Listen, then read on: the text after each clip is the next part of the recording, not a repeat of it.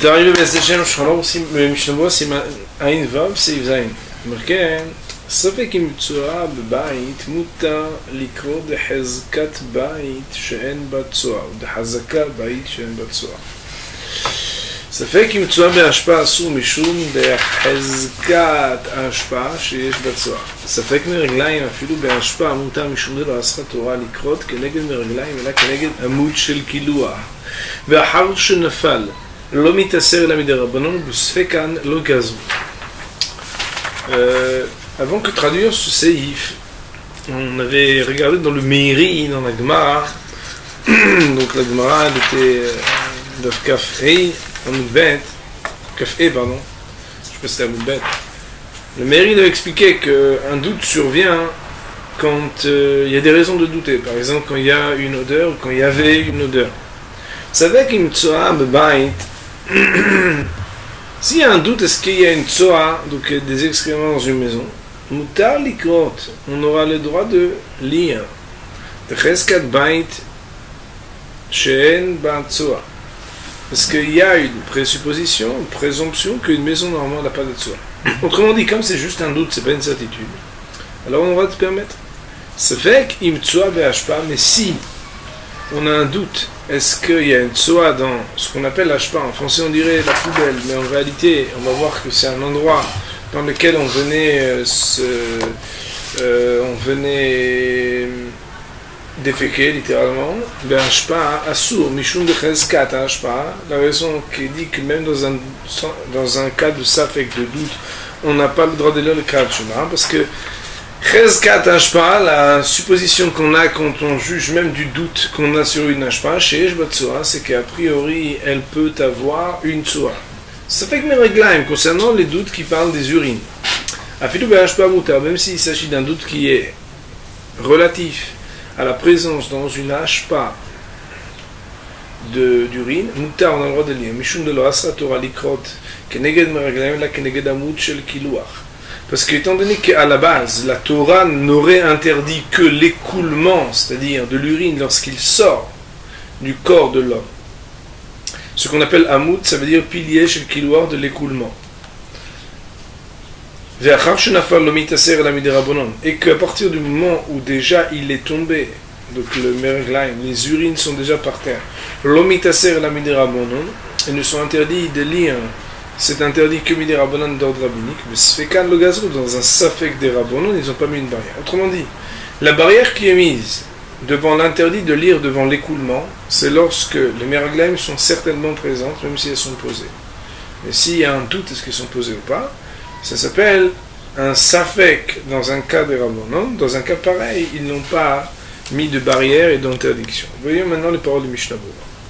ומכן משתמרו, הסעיף זין, סעיף קטן כ"ב, מותר לקרות. ואחד למצאת צועה. Si on est dans un cas de figure, אחד ça veut dire dans un cas, שמצאת צועה, que le bonhomme il a trouvé une צועה, ואינו יודע אם הוא צועת כלבים ou שר בהמה, est-ce que c'est une crotte de chien ou d'autres animaux, וחיה ou de bête sauvage, ou צועת אדם ou bien d'un homme. דעת המגן אברון, le מגן אברון, et je crois que je m'étais avancé quand vous avez posé une fois la question, mais le מגן אברון me dit d'azinin baiser batar amatsui.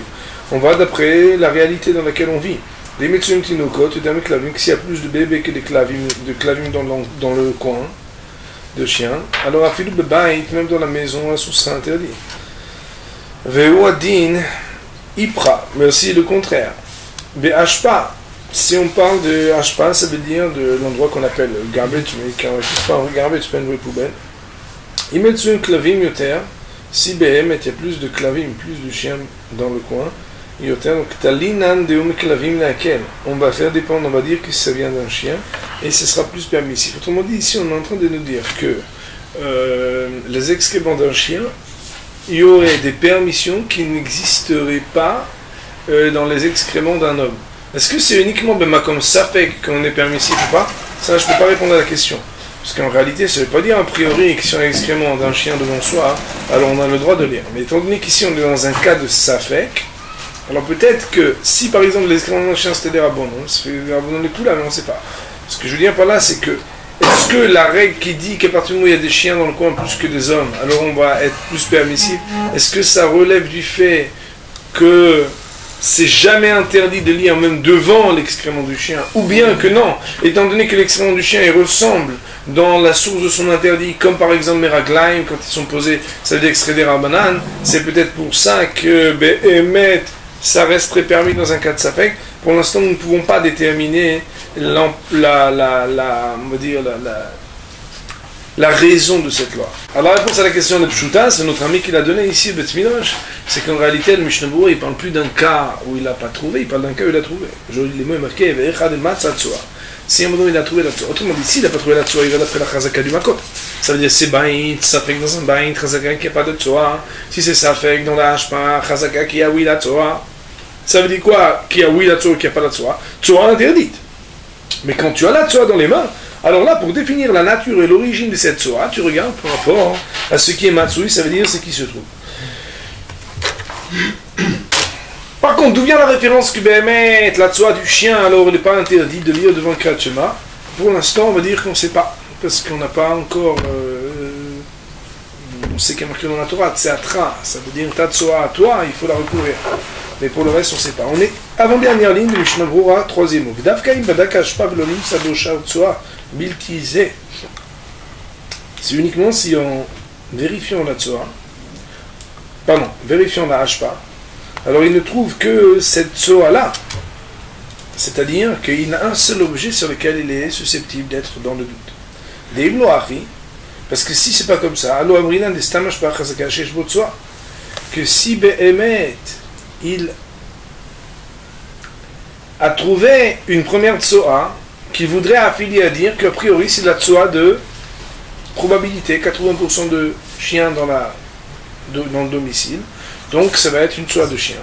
Mais si le maasé il n'a pas exclu que peut-être la source de son doute vient d'une autre tsoa qui est dans la hashpa, alors on a dit que dans un doute qui reste encore dans une tsoa qui pourrait dans la hashpa, on affilie cette tsoa à une tsoa d'homme qu'il est interdit. Des réguliers ne pas notre chambre, parce que c'est l'habitude que les hommes vont là-bas pour faire leurs besoins. Mais les décisionnaires ont tranché comme Magen Avraham. Ça veut dire que Mishnah Berurah nous dit que dans un cas où on trouve une tsoa et on ne connaît pas la nature de cette tsoa, on va aller d'après les probabilités. Cependant, le Mishnah Berurah termine par un mot très important. Il nous dit, dans la mesure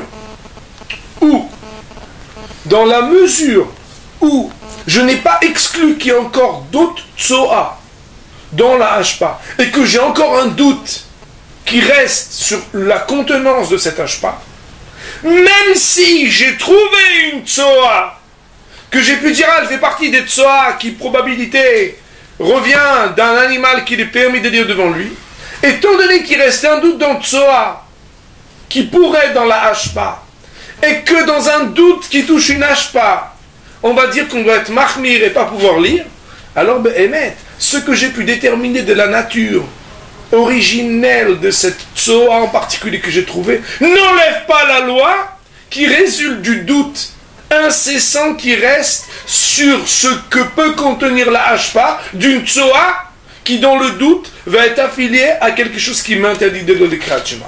En deux mots, Rabotai, quand il n'y a rien d'autre dans une hashpa et que tu trouves une tsoa et que cette tsoa au niveau probabilité tu l'affiles à une tsoa d'un animal, tu as le droit parce qu'il n'y a plus rien dans la hashpa. Mais quand, indépendamment de ce que tu as défini la nature d'une tsoa que tu as trouvé comme étant une tsoa permise, tsoa d'animal, il reste encore parce que tu n'as pas vidé ou vérifié la hashpa un doute. Ce doute-là, lui, va être affilié dans les halachot à dire que, étant donné que c'est l'habitude des hommes d'aller être nifna, de faire ses besoins dans une hashpa, on restera à cause de ce doute-là dans l'interdiction de dire le Kriyat Shema. Voici ce que le Mishnah Berurah a. C'est que la supposition sur une maison, mais si Behemet, tu es dans une maison, mais il y a aussi des bébés là-bas, des petits. C'est alors on est obligé de vérifier. Autrement dit, si on a fait Kriyat Shema dans une maison, il doit vérifier que là où il se trouve, il n'y a pas de tsoa. Ouais. Kaouban, s'il y a une tsoa qui est recouverte, alors c'est déjà permis, parce qu'on a dit que Kassia, ça dépend de qui souille qui est à l'Irmilta. Mais il peut arriver parfois que c'est dans certaines pièces de la maison, alors il y a une partie de tsoa qui soit visible. C'est le Kaf Dalet, des restes kat hashpa, par contre la supposition de propos de hashpa, lav chazaka gmoura. C'est pas une chazaka comme dans les lois de chazaka, de supposition et de présomption totale et habituelle, comme on voit dans la Gemara par exemple ou dans la Halacha. Pourquoi?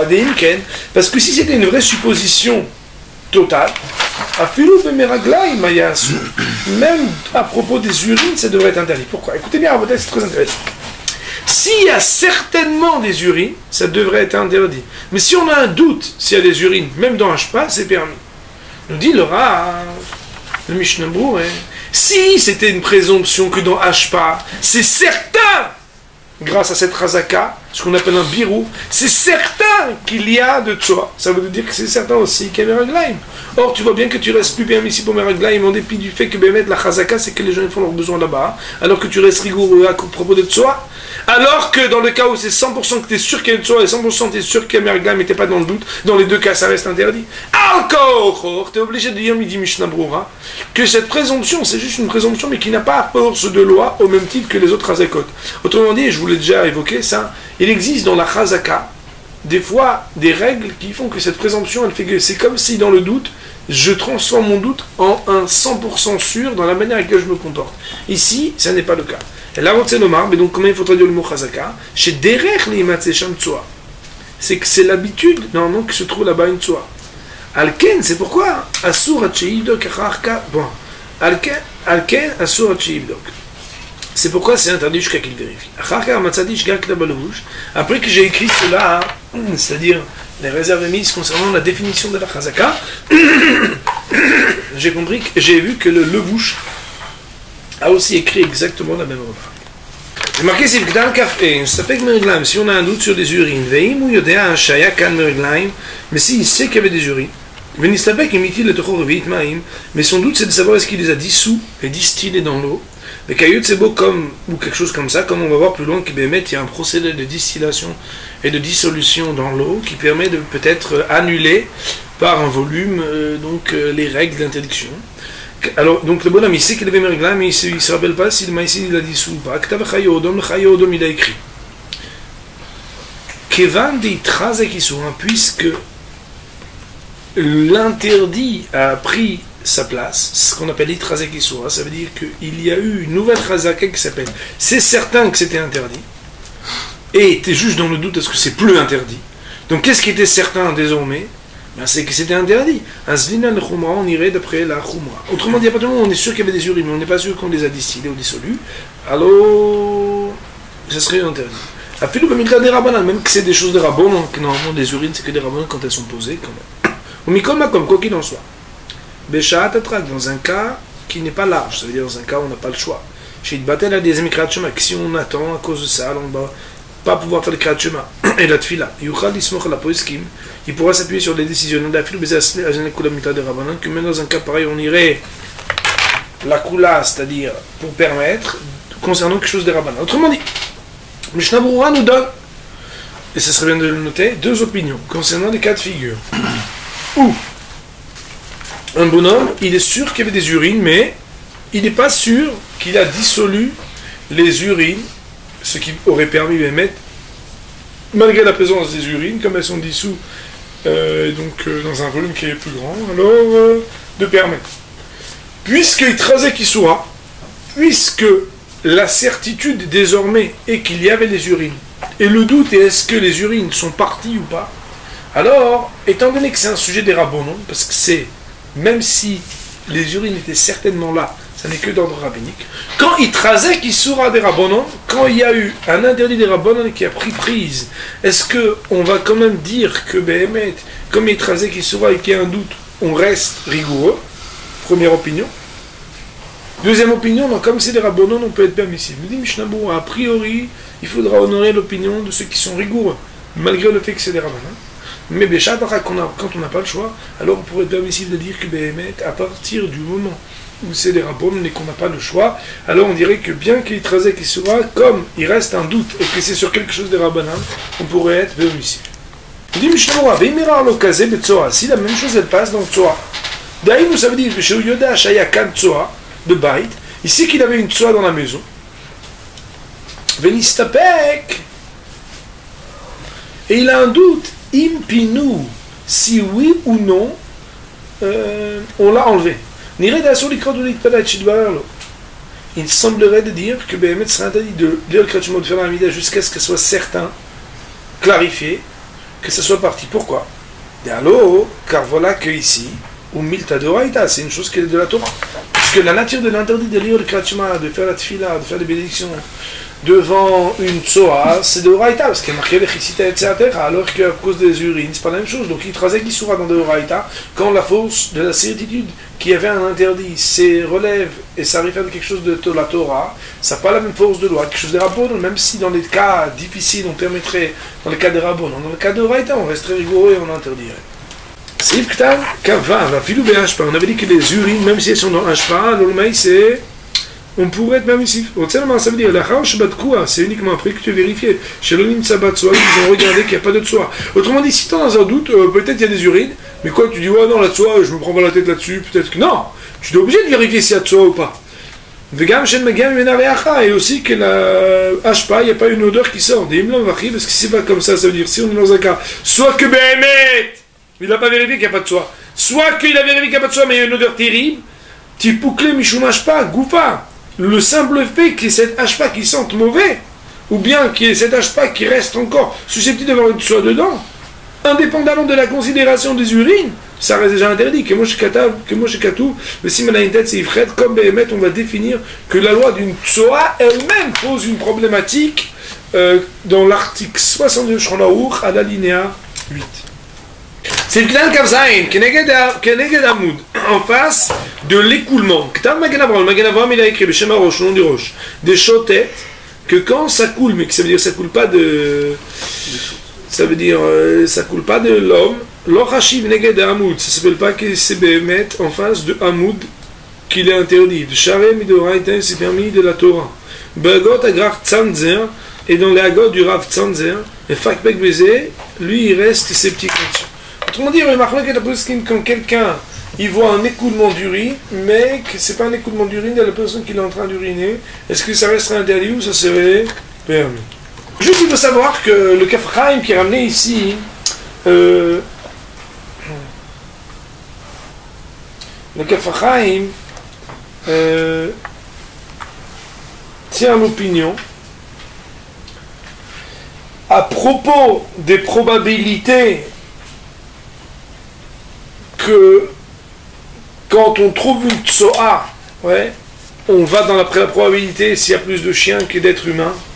Alors le Kaf Chaim, il y a même pris Chodosh que Béhémet, à partir du moment où c'est une tsoa Béhashpa, que c'est une tsoa qui était dans la Hashpa, alors Béhémet, même s'il y a plus de chiens, on sera marmia.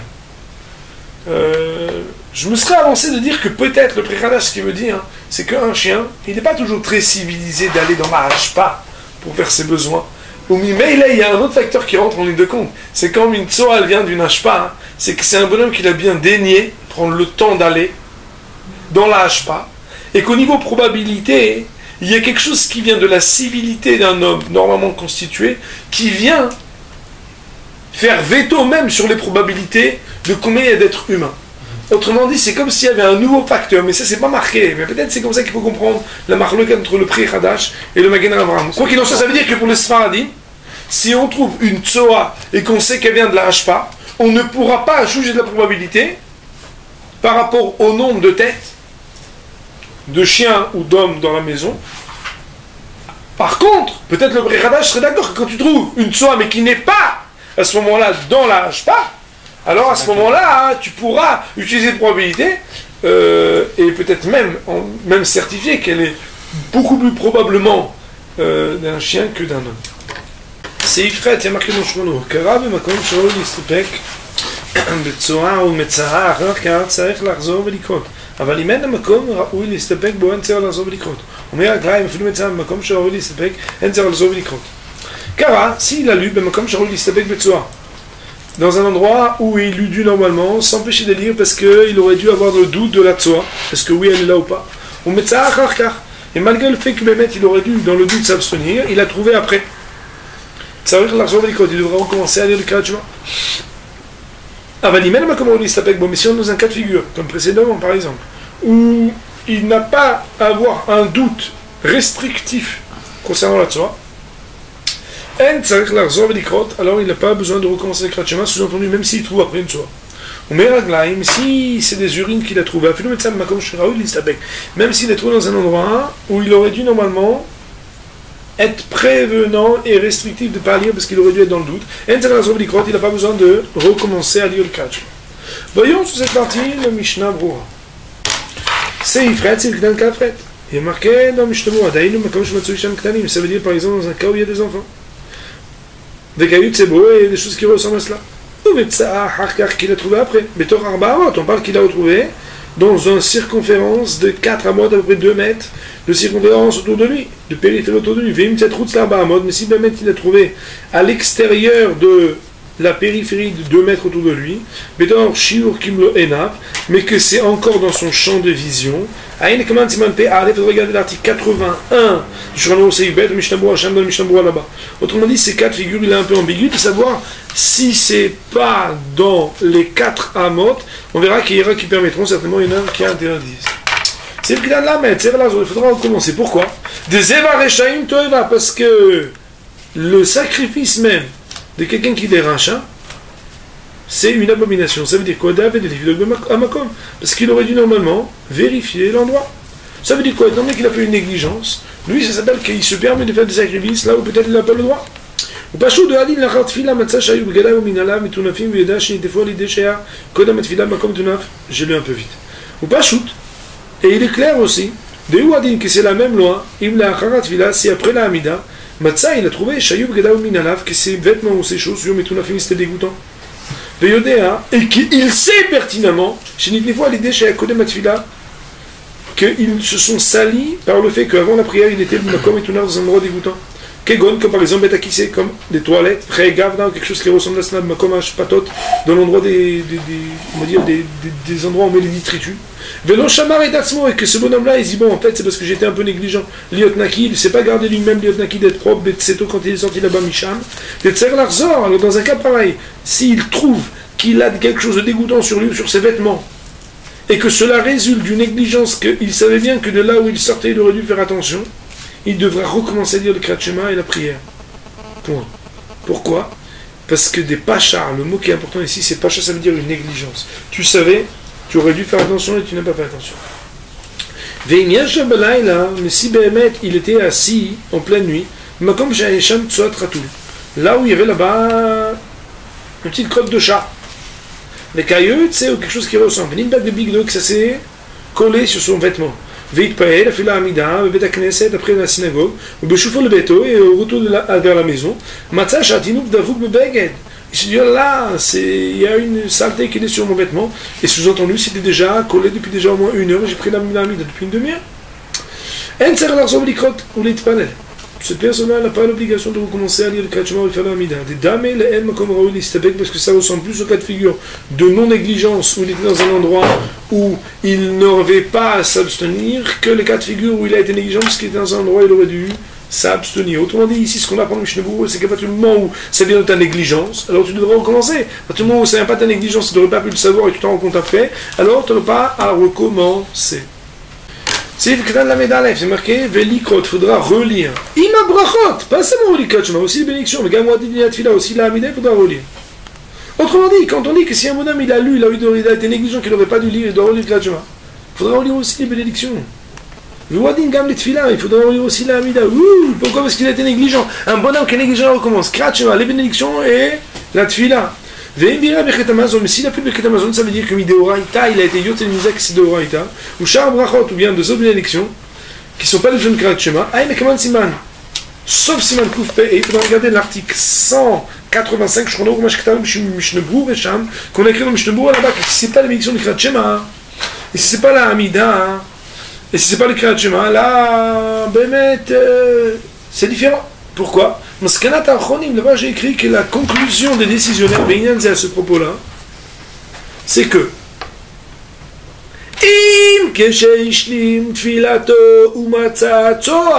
si jamais c'est quand il a déjà terminé sa Hamida, il a trouvé une tzoa, et tu sais ce qui s'est passé? Avant Zman Tfila, le temps de la prière est passé. Par exemple, le bonhomme, il est venu faire Mincha, il a fait Mincha, et quand il se rend compte qu'il y a eu ce problème-là, ben c'est déjà l'heure de Harvit, il ne peut plus faire Mincha.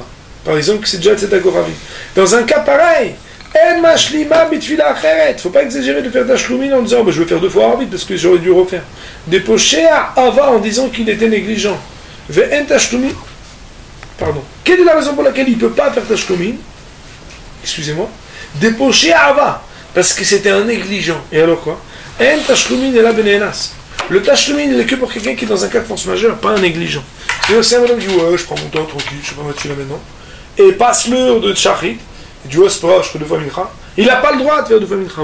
Il n'y a pas de Tashlumin pour lui. Pourquoi? Parce que c'est dans un cas de force majeure où tu n'avais pas le choix, ou bien tu étais dans un cas où tu n'as pas fait exprès, mais dans un cas où tu as fait exprès, en tout cas, ça t'était négligent, tu aurais dû faire attention.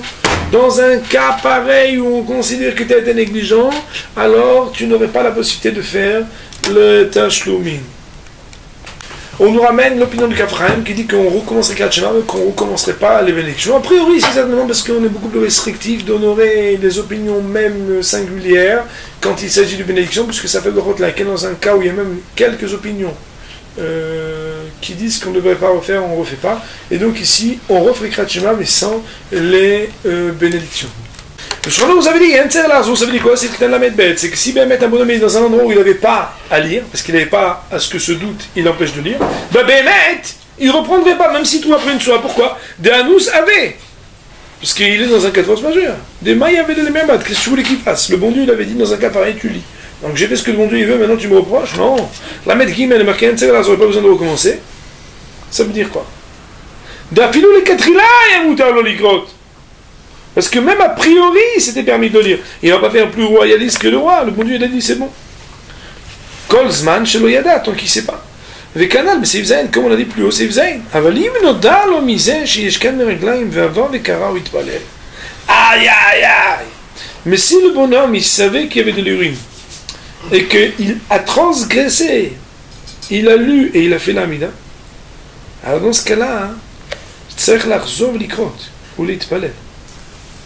Il aura un amendement qui devra recommencer à lire les Kriyat Shema, à faire l'amida.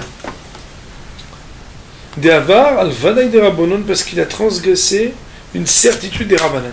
Quand il y avait Safek des Rabbanan et que Safek des Rabbanan il t'a amené une koula que tu avais le droit de lire, même si tu trouves après, il n'y a pas de problème. Parce qu'à ce moment-là, comme le Safek des Rabbanan il te disait vas-y, tu peux lire, il n'y a pas de problème. Mais si il y avait un Vadaï des Rabbanan, transgressé un Vadaï des Rabbanan, équivaut dans la gravité et le fait qu'on te fasse reprendre à avoir transgressé soit un Safek de Raïda, soit un Zvadaï de Raïda. Car tu as pris Godim. Comme ça, il a écrit le prime Godim. Voilà